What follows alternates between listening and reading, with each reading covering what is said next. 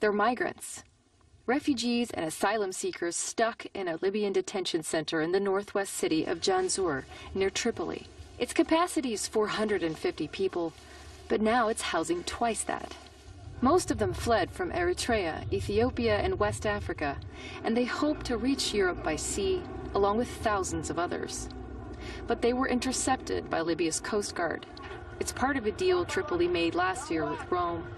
Italian authorities hope to reduce refugee migration, and the EU calls the deal a success. But the UN and some rights groups now say it's been a humanitarian failure.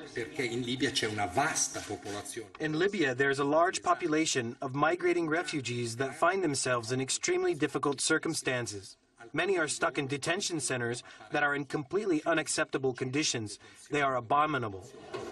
The UN says migrants have reported torture, sexual abuse, and nightmarish conditions. Some centers even lack functioning toilets. Libyan officials say the EU has abandoned asylum seekers after promises to resettle some of them.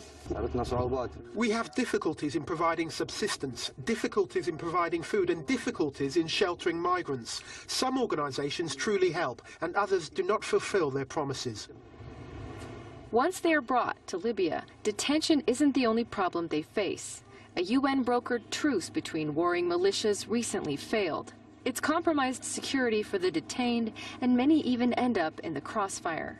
NGOs say the fates of thousands of migrants are in the hands of the EU, and that they're not taking responsibility for these people. It is clear that the recent policies and the criminalization of rescue operations brought things to a point where the people are not the priority anymore.